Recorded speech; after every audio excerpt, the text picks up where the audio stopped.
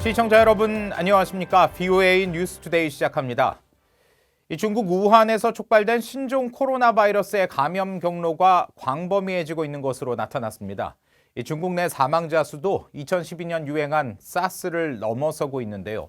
중국과 국경을 맞닿은 북한도 바짝 긴장하고 있습니다만 열악한 위생과 방역 상태가 난제로 지적되고 있습니다. 첫 소식 안소영 기자가 보도합니다.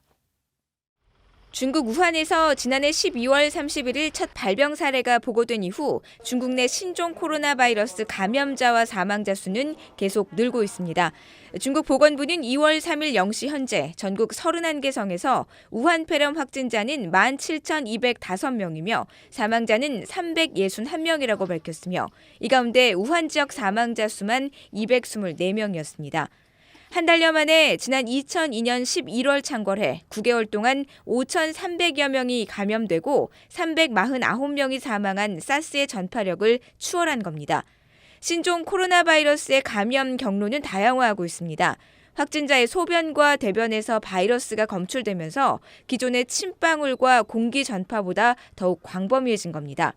북중 접경 지역인 단둥과 연변 등지에까지 다수의 확진자가 발생하면서 북한은 바짝 긴장하고 있습니다. 중국 베이징에 이어 러시아 블라디보스토크 항공 노선 운항까지 중단시킨 북한 당국은 연일 관영 매체를 통해 우한 폐렴 방지법을 알리고 있습니다. 태영호 전 영국 주재 북한 공사는 이 같은 북한 당국의 조치는 북한의 열악한 위생과 방역 상태 때문이라고 지적했습니다. 방역에 필요한 기초적인 장비나 시설이 매우 부족하고 이번에 신종 코로나 바이러스와 관련해서도 지어 마스크도 없어서 주민들에게 손수건으로 입을 가리고 기침하세요 라고 하고 있는 정도입니다. 소독차 같은 것은 거의 없는 상태입니다. 세계보건기구 WHO와 미국 질병통제예방센터 CDC는 손을 비누로 더욱 자주 씻을 것과 기침, 재채기 시 팔꿈치로 입을 가릴 것을 권고할 뿐 특별한 예방법을 제시하지 못하고 있습니다. 의약품과 관련 시약 등이 부족한 북한은 국제사회의 방역 설비 지원을 요청하고 국제기구에 투명하게 정보를 공유하는 등 협력해야 한다고 전문가들은 지적했습니다. VOA 뉴스 안소영입니다. 주한미군 사령부는 신종 코로나 바이러스 감염 확산을 막기 위해 중국에서 한국으로 입국한 미군 장병들에 대해 14일 동안 자체 격리 조치한다고 밝혔습니다. 주한미군은 지난달 19일 이후 중국 본토에서 한국으로 입국한 미군 장병을 2일 정오부터 증세 여부와 관계없이 한국 입국한 날부터 14일간 격리한다고 밝혔습니다. 다만 지난달 19일 이후 신종 코로나 발병 진원지인 우한이나 후베이성에서 입국한 주한미군 장병은 없는 것으로 파악됐다고 주한미군 측은 전했습니다. 또 신종 코로나 증상을 보이거나 확진 판정을 받은 미군 장병은 주한미군 의료진에게 즉시 검사를 받고 자체 격리는 영내외 거주 미군에게만 적용된다고 설명했습니다. 북한의 WMD, 즉 대량 살상무기 제거 임무를 맡은 주한미군 부대가 지난해 한국군과 연합훈련을 실시한 모습을 담은 사진이 공개됐습니다. 북한의 생화학무기 위협을 사전에 최소화하는 게 훈련 목적이라고 전문가들은 분석했습니다. 김시영 기자의 보도입니다. 방독면을 쓴 주한미군과 한국군 연합군 수십 명이 WMD, 즉 대량 살상무기 제조시설 입구에서 지시를 기다리고 있습니다. 화생방 계측기로 어두운 지하시설을 탐색하던 병력들이 대량 살상무기 제조 의심시설 등을 찾아내고 이를 무력화합니다. 유사시 북한의 대량 살상무기 무력화 임무를 수행하는 주한미군 제23화학대대 소속 501 중대가 한국 수도기계화 보병사단과의 연합훈련 사진을 사회관계망 서비스를 통해 공개했습니다. 11월 중대 야외기동 2차 훈련이라는 제목의 이 사진들은 모두 31장이며 주한미군 중대급 부대가 대량 살상무기 관련 훈련을 공개한 건 이례적이라고 한국 언론들은 보도했습니다.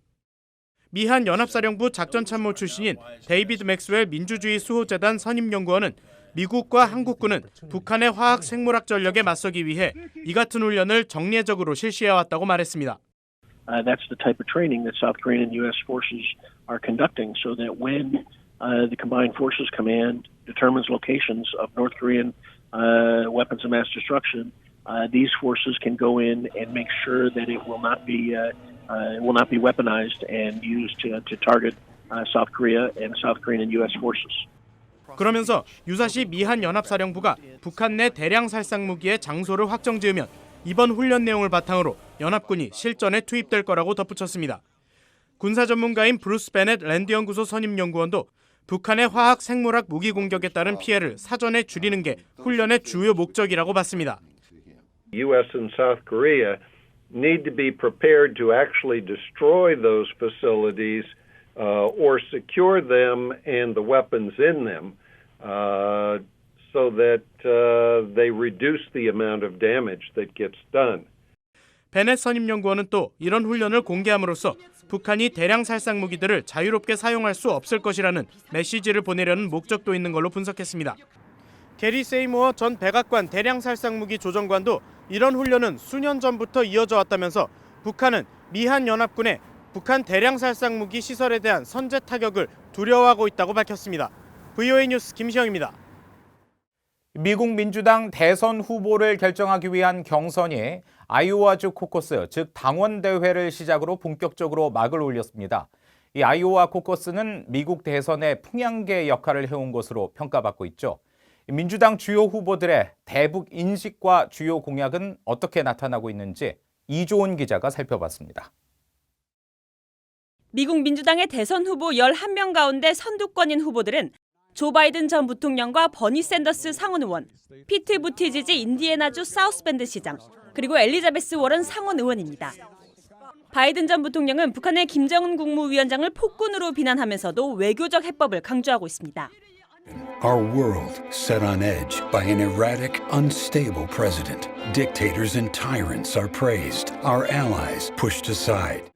그러면서 대통령이 되면 협상가들에게 힘을 실어주고 북한 비핵화에 대한 공동 목표를 진전시키기 위해 동맹국은 물론 중국 등 다른 국가들과 지속적이고 조율된 캠페인을 시작할 것이라고 공약했습니다. 특히 과거 오바마 행정부의 이란 핵 합의가 대북 해법의 청사진을 제공한다고 주장해왔습니다. 바이든 전 부통령과 접전을 벌이고 있는 샌더스 의원은 북한과의 평화관계 촉진을 통한 비핵화 해법을 강조하고 있습니다. 특히 북한의 핵 프로그램을 후퇴시키고 한반도의 새로운 평화와 안보 체제 구축, 궁극적으로 북한의 모든 핵무기 제거를 위해 단계적 협상을 강조했습니다. 선두 자리를 추격하고 있는 부티지지 전 시장은 단기간 내 북한의 완전한 비핵화는 비현실적이라며 장기간에 걸친 지속적이고 단계적인 북핵 해법을 강조하고 있습니다.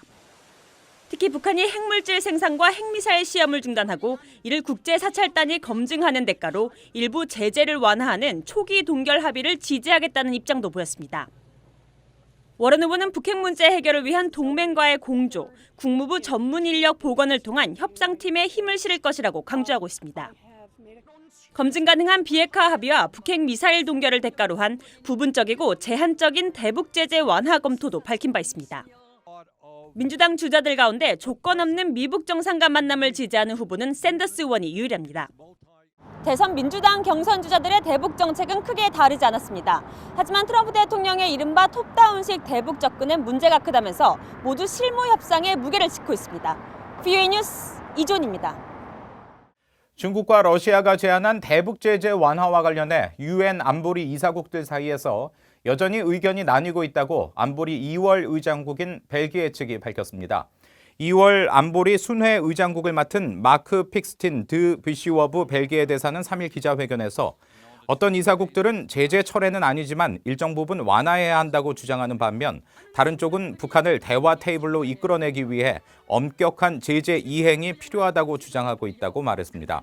그러면서 중국과 러시아가 지난해 12월 제재 완화 결의안을 제치로 한 이후 안보리 내 진전된 상황은 없다고 설명했습니다. 비시워브 대사는 또 제재가 북한의 인도주의 상황에 영향을 끼칠 수 있다는 지적에 대해 이미 제재 면제 조치가 이루어지고 있다면서 다만 이것이 충분한가에 대한 문제인데 이 역시 이사국들 내에 의견이 나뉘어 있다고 말했습니다. 6.25 한국전쟁 기간 북한으로 납북돼 돌아오지 못한 사람들에 대한 관심과 송환을 촉구하는 취지의 사진 전시회가 서울에서 열리고 있습니다. 이번 전시회는 6.25 전쟁 70년을 맞아 돌아오지 못한 사람들이라는 주제로 한국국회의원회관에서 오는 7일까지 진행되며 납북자들을 비롯해 납북자 가족들이 이들의 귀환을 위해 활동한 장면 등이 담긴 사진과 자료 등 150여 점이 전시됐습니다. 6.25 전쟁 납북자 인사 가족협의회의 이미일 이사장은 한국 정치인들이 납북인사 가족들이 70년 동안 투쟁하며 활동한 모습의 사진을 보고 국회 차원의 노력과 함께 국제사회의 납북자 문제 해결을 호소해 주길 바란다고 말했습니다. 이상으로 VOA 뉴스투데이 마칩니다. 함께해 주신 여러분 고맙습니다.